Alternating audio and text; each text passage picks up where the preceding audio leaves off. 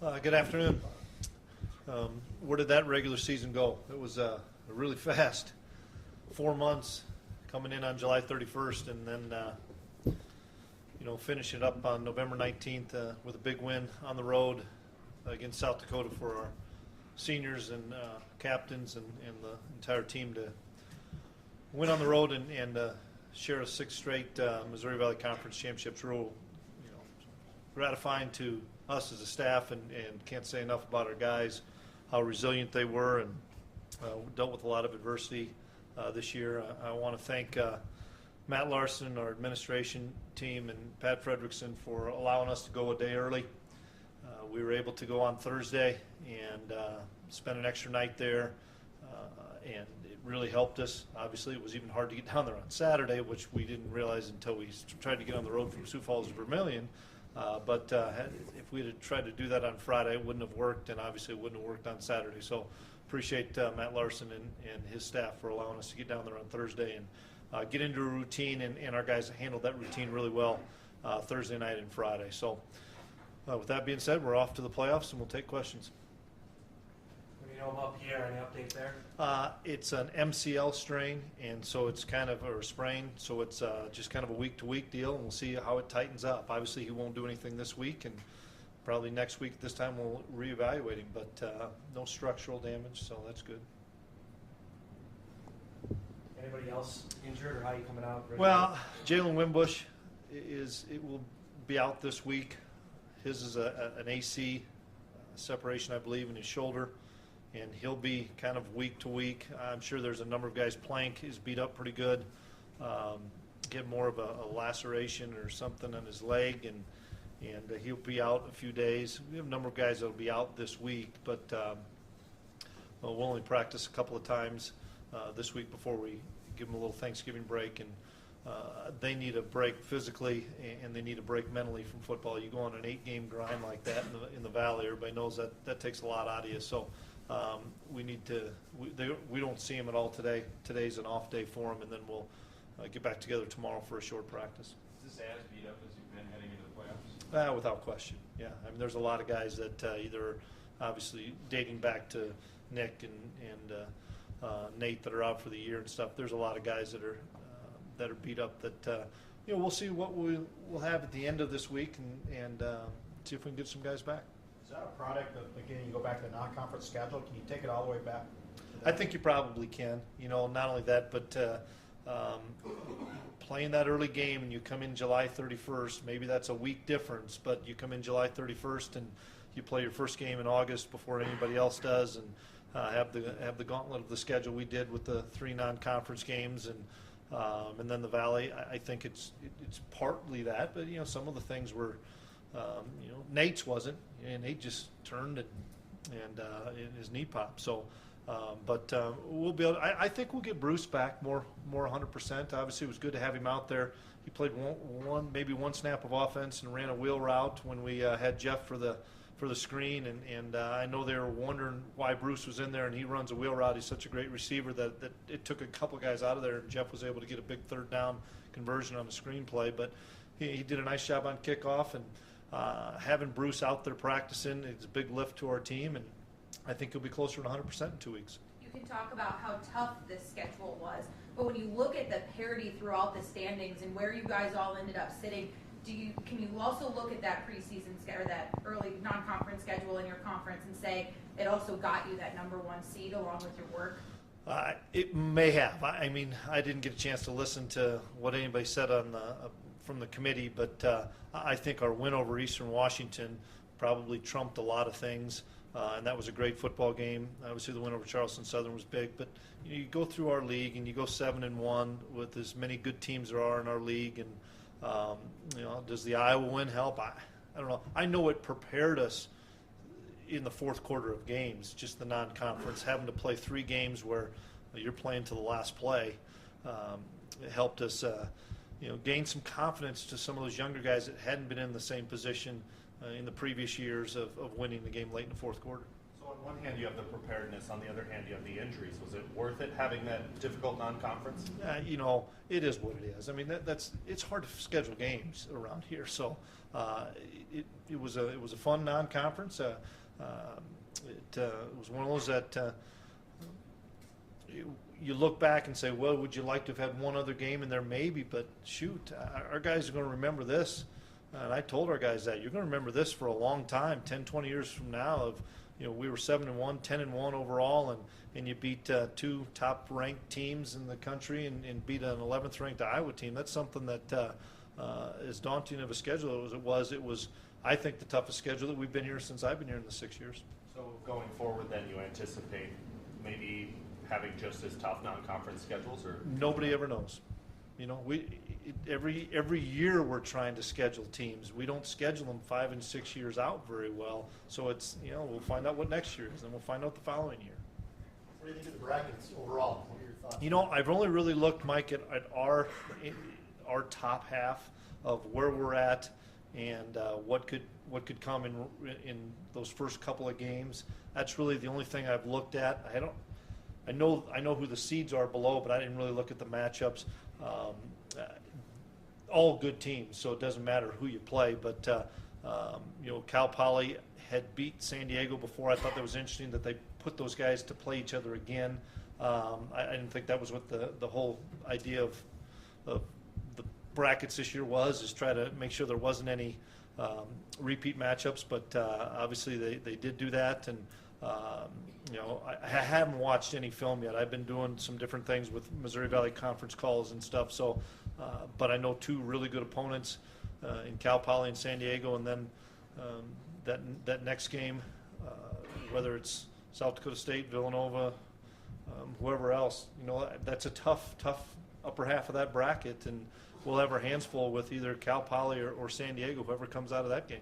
What do you think about having South Dakota State on the same side of your bracket when you've played them twice or 3 times? I personally, I wish they wouldn't do that because I think it's a way of trying to ensure that there's not two valley teams.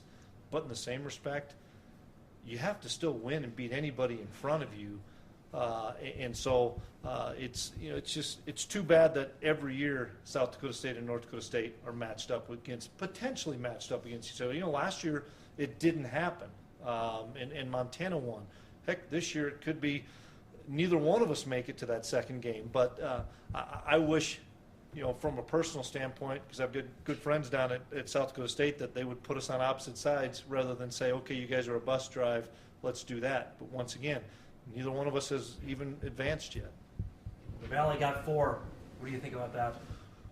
Well, it probably took some losses to get Illinois State in. I think we all knew the 3 were going to get in. And then where that 4th or maybe even 5th would have come in, I know that there were some losses in other leagues that maybe helped Illinois State, but had some of those teams won, maybe we'd only gotten 3. I'm happy for Illinois State because I think they really ended the season well. Their 2 big wins over Northwestern and South Dakota State, I think, really were eye-popping. But to get a 6-5 team in for the second straight year in the Valley shows you how good our league is. Was it important to have a big day throwing the ball on Saturday going into the playoffs?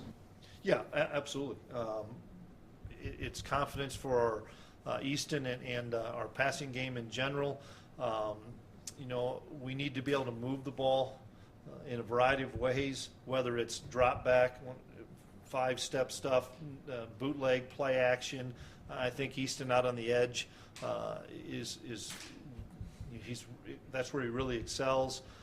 I think the biggest thing about our offense was finishing the game the right way and taking the 5 minutes off the clock and not giving those guys the ball back because we were tired on defense, we were beat up on defense, and that's a really good quarterback with an explosive offense that once they went for it on 4th and 9, and I think he probably thought about, am I going to kick a field goal or not?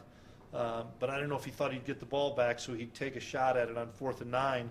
And we talked about it in the huddle. Let's end this game the right way and finish the season the right way, and the offensive line and the backs did it.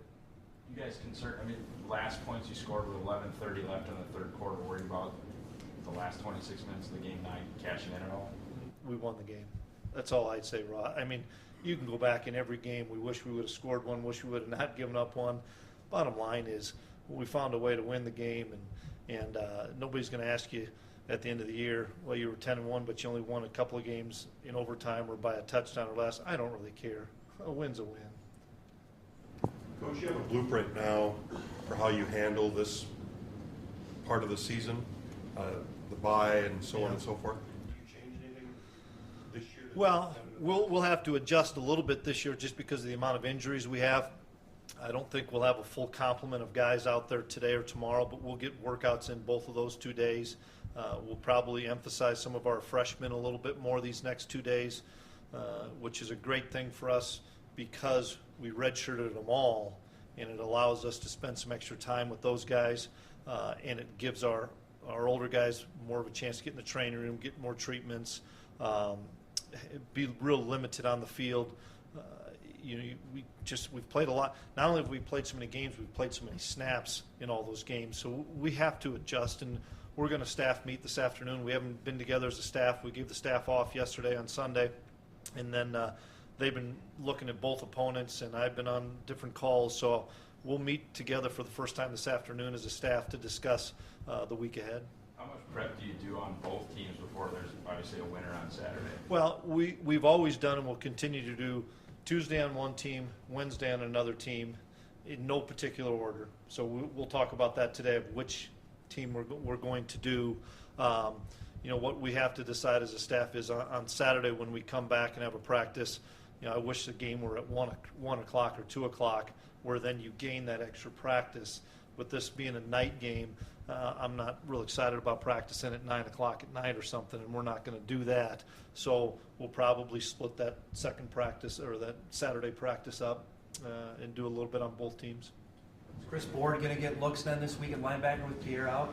Well, he will get a lot of snaps. He and Levi both, because I know Pierre will be out.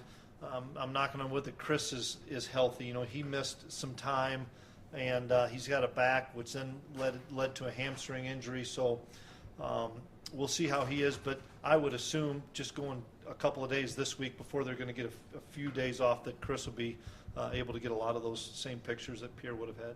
How does Levi look? I saw him play. He had a big tackle on Saturday. How's his progression come this year? He's done a nice job. He was nicked up a little bit. We've moved him from inside to outside, back to inside. Now we're going to have to move him back to outside. But he's done some really nice things. And I know one thing about Levi. He's going to know where he's going to be. He knows our defense. He understands the fits, and he's going to play aggressively and play hard. He's really elevated his play on special teams. He's on more of those this year. So he'll get a look as well. Between he and Chris, they'll get a really good look at the outside backer. Bruce can play. Does he immediately go back to return kickoffs, and then Perkins goes back to returning punts, or do you keep it the way it is, or what's your plan there? If Bruce can return a kick, we will have him do that. I'm just not sure if he'll progress that far.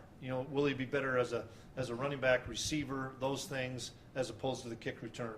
We'll find out over the next 2 weeks. But if he's healthy enough, and we'll know probably in another 9 or 10 days, if he's healthy enough, absolutely Bruce will return kicks. So would you have Perkins do both kick and punt, or do you keep Darius at punt? I think we'll return? probably keep Shep at punt return. He's done some really nice things, but it gives us a chance to maybe go some too deep stuff. We've done that a little bit this year. We've had to put RJ back there, but we could put Perk back there as well. And then, either put the second guy back on kick return. That's something we've talked about because people will try to kick it away from Bruce at times. But I'm excited to have Bruce back just because I think it gives us another dynamic weapon on offense, either in the backfield or out of the backfield. In the past, some other coaches have said they see a different North Dakota State team on tape in the playoffs. What, in your mind, is a flip switch in the playoffs for the team? I couldn't tell you. I really don't know. I think some of it is a product of you play different teams, and you're not playing the same teams in the Valley. Now, we may do that. Who knows if we're fortunate enough to advance. But that's what I hope is the fact that, you prep against the same teams over and over and over again like we have in the Valley. Everybody knows each other so well. I think sometimes it's harder, more difficult for a team to come in here the first time. That makes sometimes a difference. our guys do amp it up in the playoffs. I think our fan base gets excited about playoff atmosphere and playoff games, and I know we'll have a tremendous crowd in 2 weeks. But if somebody, I don't think we attack anything differently as far as how we practice and how we prepare. That's never going to change, and it's always the same formula: just win every day and give yourself the best opportunity to be successful on Saturday. I know Nate had his surgery last week. Have you been able to talk to him, and how valuable is he to still have out there just as a teammate and a leader? Well, it was neat. We came into the locker room in Vermillion, and we put him on. We FaceTimed him, and Kramer had him there, and kind of everybody got a chance to say hello to him, thank him, and then he was in, kind of in spirit there with all of our pregame or postgame stuff that we do in the locker room, and he was on the speakerphone, and it was neat to have him be involved because he's such a huge part of it. Not only has been a great football player for us, but as a team captain, as one of our leaders, I'm excited to have him back at practice and be around the guys. But the surgery went really well. When does Nick find out his hardship status? Do you know? I think we submit that at the end of the semester, and then I would hope we'd have an answer by mid-January. Chris, there's been a couple of ADs I spoke with of getting the first round off of Thanksgiving, moving everything a week later in December. What do you think about that, of starting everything?